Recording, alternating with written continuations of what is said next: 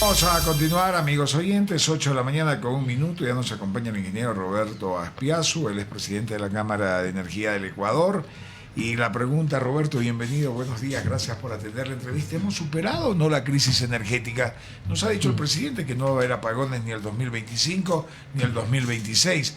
La ministra nos acaba de dar cuenta de todo lo que ha hecho el gobierno de Daniel Noboa para evitar crisis energética. Sin embargo, dicen los analistas que hay que esperar el estiaje del mes de septiembre. Bienvenido, buenos días.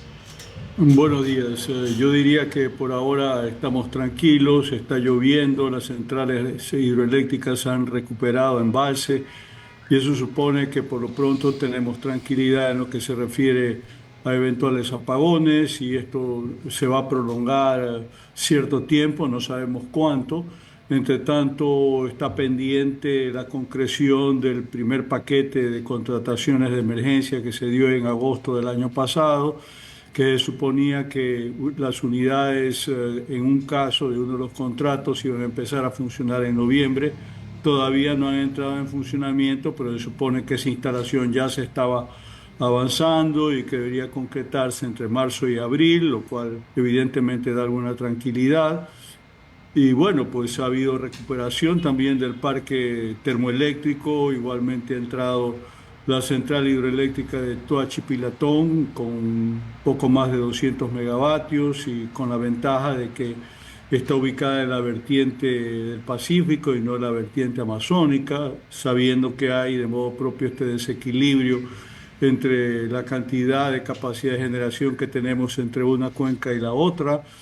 De manera tal que por ahora parecería ser que estamos tranquilos, pero después de la experiencia que atravesamos, evidentemente es muy importante adoptar correctivos y tratar de asegurar de que esa capacidad de generación sea permanente. Hay una parte, hay que destacar, que es de compra, otra parte es de alquiler, como el caso de las barcazas, eso es conocido, de manera tal de que vamos viendo de a poco, pero por ahora yo creo que la situación ha mejorado, pero tampoco podemos proclamar victoria desde el punto de vista de que se ha demostrado que el Sistema Nacional de Electricidad es frágil, que hay que cambiar el modelo y de que no únicamente tenemos problemas de generación, sino de transmisión y distribución, sectores donde los cuales tenemos que trabajar también en el futuro inmediato. Claro, en el debate, los candidatos abordaron o no el tema de las inversiones, que siempre se habla, ¿no? Necesitamos que venga inversión extranjera o inversión privada para dinamizar la economía. Y uno de los sectores más importantes, indiscutiblemente, es el tema eléctrico, ¿no? En general, los sectores estratégicos. Hay una posición, gane quien gane, gane Daniel Noboa, Luisa González, para esperar que exista un giro y se tenga posibilidades de mayor inversión en los sectores estratégicos, en este caso en el energético. Yo diría que vamos de a poco. Por lo pronto, lo único que se ha concretado a la fecha en cuanto a inversión propiamente dicha, nueva, es lo relacionado al proyecto de Villanaco, desde luego, que eso se firmó recientemente, supone 110 megavatios eólicos con una inversión aproximada de 150 millones de dólares y evidentemente es importante avanzar con otros proyectos, como por ejemplo los de Ecoener, que es una empresa española. Igualmente Neoen. Neoen acaba de firmar ya su contrato de inversión. Esos son tres proyectos fotovoltaicos que se van a instalar en la provincia de Imbabura, con un total de 180 megavatios y una inversión aproximada de unos 180 millones de dólares. Entonces, básicamente lo que tenemos ahora de concreto de inversión privada en lo que tiene que ver con energías renovables no convencionales es Villonaco y los proyectos hidroeléctricos de Imbabura. Eso es lo que hay por lo pronto, pero finalmente esas son instalaciones que van a comenzar a funcionar después de año y medio, es decir, vamos a contar con esas facilidades de generación a partir de segundo semestre de 2026, de manera tal de que si estamos pensando que eso va a servir para la presente crisis que acabamos de superar en realidad, pues no es así, pero es un primer paso. Ahora, yo pensaría que para fines de, por ejemplo, conseguir inversiones en transmisión y distribución, hace cuestión de un par de días se hizo una presentación bastante extensiva de todos los proyectos que están pendientes, pero hay que ver hasta qué punto las regulaciones acompañan, porque se genera mucha expectativa en torno a la capacidad de proyectos de asociatividad entre SELEC, CENEL y los actores privados, pero el reglamento respectivo de alianzas público-privadas es demasiado pesado, queda sujeto a mucha discrecionalidad de tipo burocrático y finalmente no los vemos suficientemente atractivos como para que sea la solución a la problemática que hay en lo que se refiere a estos otros segmentos, no hablando de generación, repito, sino hablando de transmisión y distribución. La legislación y la normativa secundaria que se está desarrollando en relación a esto va avanzando, pero evidentemente también tiene que ser amigable. Como amigable debe ser también lo que tiene que ver con el uso de gas natural para generación termoeléctrica, que es un tema en el cual también tenemos que avanzar. Se está esperando todavía el reglamento de la ley antiapagones 2, aprobada en octubre del año pasado, eso sigue pendiente.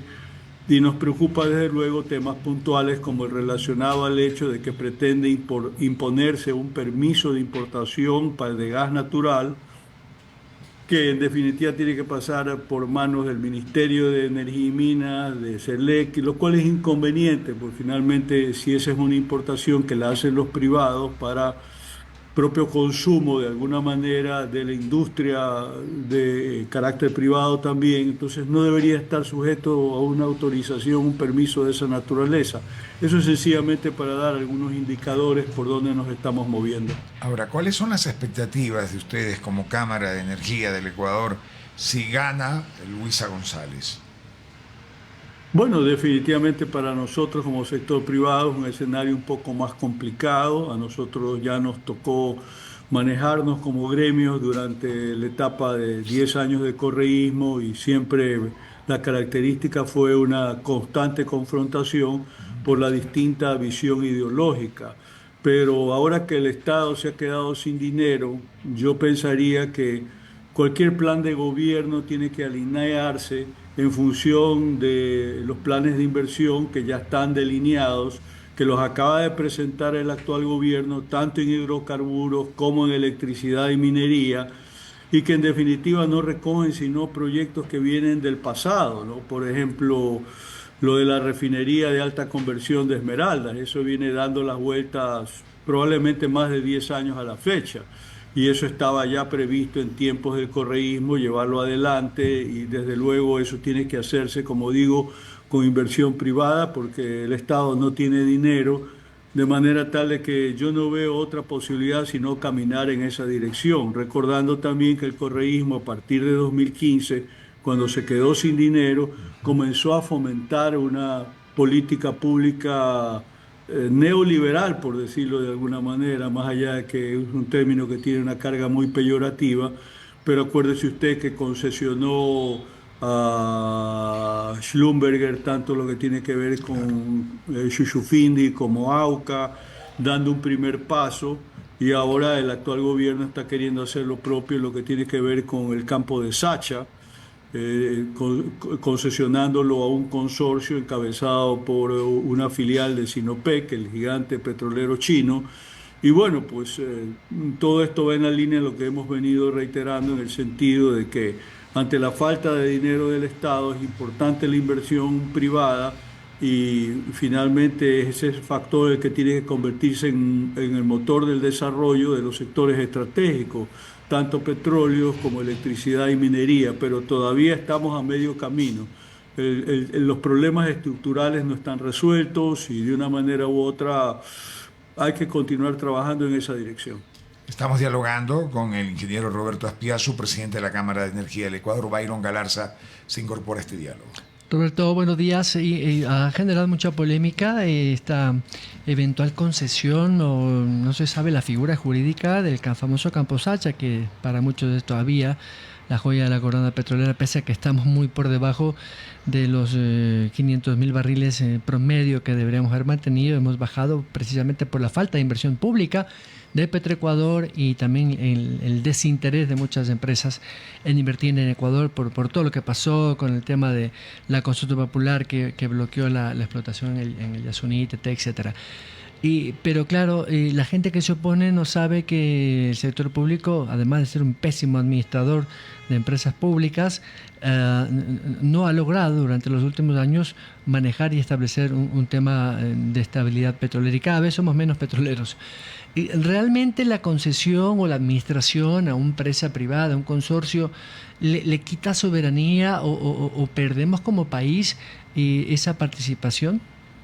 No le quita soberanía. La cuestión es echar números y quedar en claro de que para el Estado ecuatoriano va a haber ganancia en esa negociación, como por ejemplo en el hecho de que hoy por hoy los promedios de recuperación secundaria que hay en los campos del nororiente ecuatoriano está en promedio de 18%, pero a nivel internacional se pueden lograr recuperaciones de hasta 40%. Entonces creo que ahí está en cierta manera respondida la pregunta en términos de la ganancia que se puede tener con un tipo de concesión o delegación de parte del Estado ecuatoriano a un consorcio, en este caso encabezado por una empresa estatal, porque finalmente la ley y la reglamentación respectiva lo permiten. Y bueno, pues nosotros de la Cámara vemos esto como una oportunidad para sacar de su marasmo al sector petrolero, en donde no ha venido pasando nada importante en los últimos años. Citábamos antes los proyectos de energías renovables no convencionales, que hay dos que han arrancado y que comenzarán a construirse en breve, pero en lo que tiene que ver con el sector petrolero es una suma de pendientes, por poner un caso. Lo que tiene que ver con la variante de los oleoductos y el poliducto en la zona de la erosión regresiva del río Coca. Desde 2020 a la fecha ha resultado hacer como 23 rectificaciones de la tubería debido a las circunstancias del riesgo que tiene, desde luego, de colapsar y originar un daño ambiental, y pues evidentemente no se ha hecho absolutamente nada hasta ahora. Entonces, eso también tiene que ser objeto de una licitación internacional para solucionar un grave problema que se tiene en este momento con la seguridad de transporte. En lo que tiene que ver con refinación, para hablar de la otra fase, pues se conoce que fracasó la licitación durante el gobierno anterior en lo que tiene que ver con la refinería de alta conversión de Esmeraldas, y todavía no hay una respuesta respecto a llevar adelante un nuevo proceso que se está necesitando para el efecto.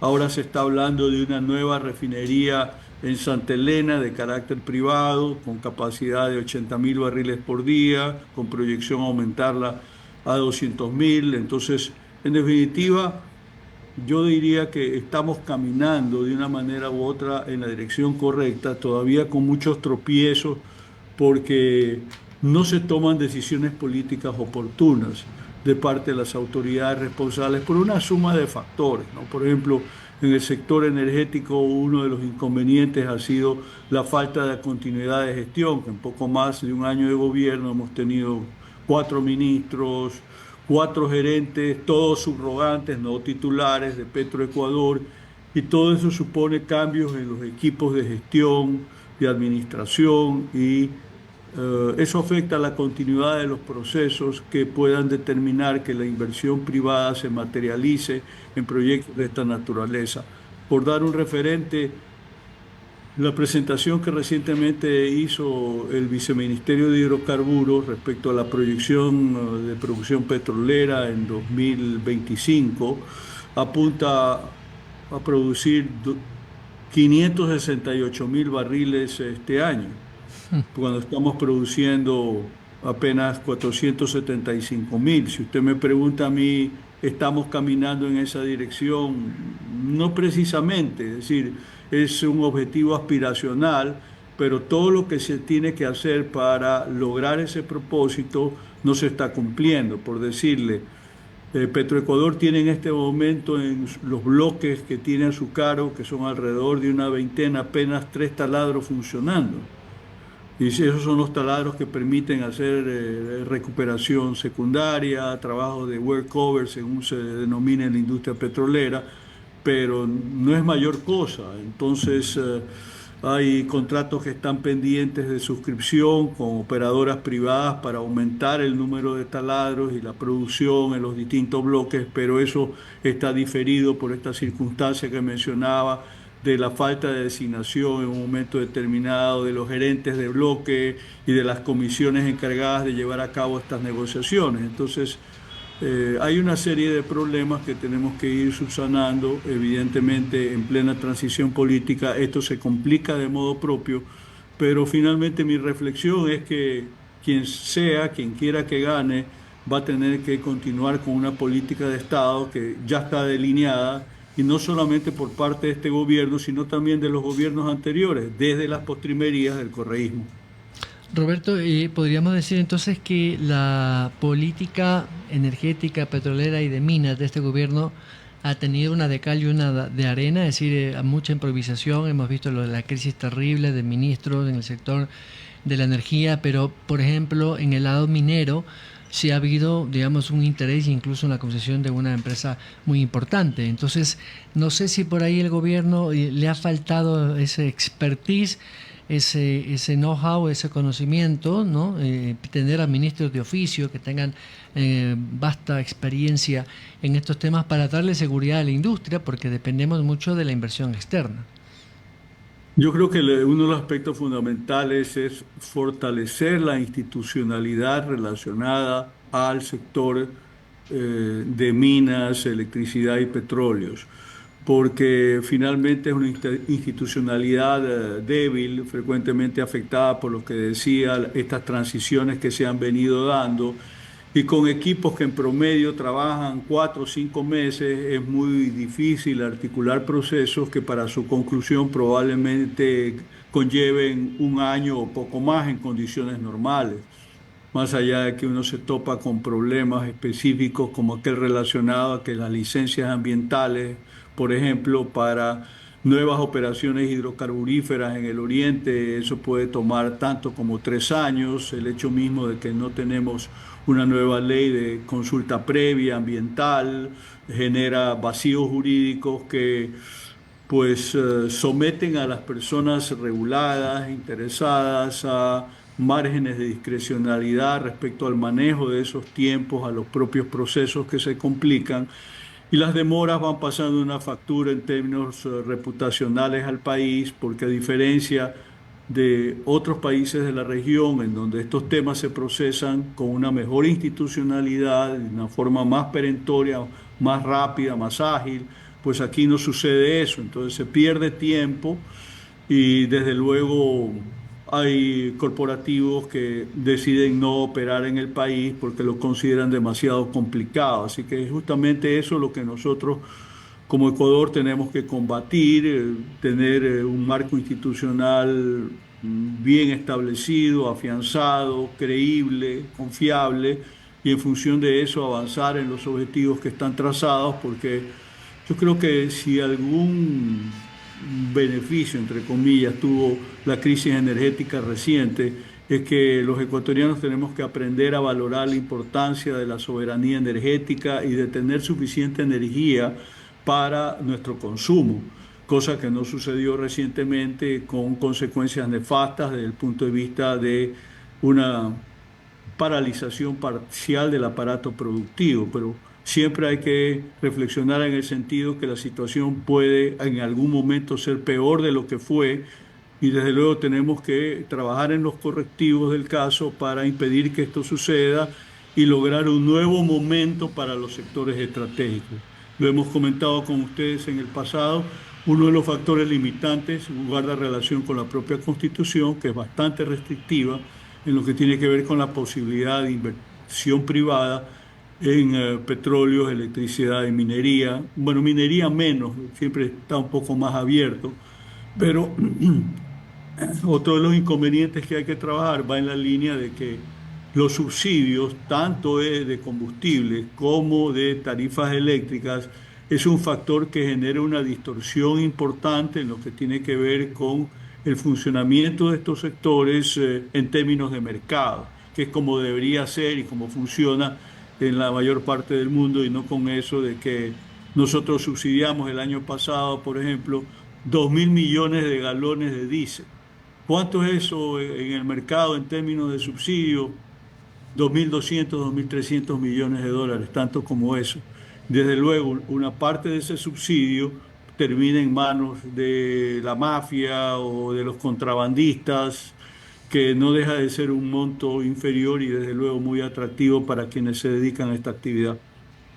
El tema minero, ¿cómo está? Porque ese es otro tema que provoca polémica, más aún con el Tratado de Libre Comercio con Canadá. Se han dicho muchas cosas alrededor de ese Tratado de Libre Comercio. Dice que estamos entregándonos a Canadá porque van a venir grandes mineras a explotar el oro, el cobre, la plata, todo lo que nosotros los ecuatorianos tenemos. Pero ya en la realidad, Roberto, ¿cómo está la situación de este sector que ha dado muy buenos ingresos al país hasta el momento? Pero mire lo del acuerdo con la Unión Europea. Los argumentos que usted pone en este momento eran los mismos que se Exacto. utilizaban Hace para 5 días. oponerse a avanzar en ese acuerdo. A estas alturas, después de 8 años de vigencia de dicho acuerdo, ¿quién se queja? Nadie, absolutamente nadie. ¿Ha habido alguna destrucción de algún sector productivo como consecuencia del acuerdo con la Unión Europea? No Ninguno. lo ha habido. Y si usted hace una revisión respecto, por ejemplo, a todos los acuerdos que firmó Estados Unidos con países de la región, principalmente la cuenca del Pacífico, exceptuando el Ecuador, en el periodo que comprendió, digamos, finales de los años 90, incluido México, hasta alrededor de 2008, pues nadie se queja de que su aparato productivo haya sido destruido. Cuando recientemente el presidente Petro en Colombia le planteó un desafío al presidente Trump, uno de los factores que determinó que revisar inmediatamente su línea política de impedir la llegada de los deportados fue el hecho de que los norteamericanos inmediatamente le dijeron, bueno, a partir de mañana te vamos a cortar las preferencias arancelarias que tienes en el marco del acuerdo. Y la respuesta que hubo tan dura de parte de los sectores exportadores en Colombia determinó que el presidente Petro tenga que recular en cuestión de pocas horas. Eso le da cuenta a usted de la importancia que finalmente estos acuerdos, estos tratados de libre comercio han tenido para el desarrollo de la economía de nuestros países. Así que creo que el tema que usted plantea, Fernando, sobre esta discusión acerca de la conveniencia o no del acuerdo con Canadá, no viene al caso porque la experiencia determina de que finalmente es un ganar-ganar y hay que ponerlo también en la perspectiva del consumidor. El consumidor es un ganador neto de estos acuerdos en términos de que tiene acceso a productos y servicios más baratos ofertados por la contraparte con la que se negocia el acuerdo. Gracias, Roberto, por atender la entrevista. Gracias a ustedes. El ingeniero Un gusto, Roberto. Roberto Aspiazu, él es presidente de la Cámara de Energía del Ecuador, que nos ha dado cuenta de cómo está la situación. No podemos cantar victoria.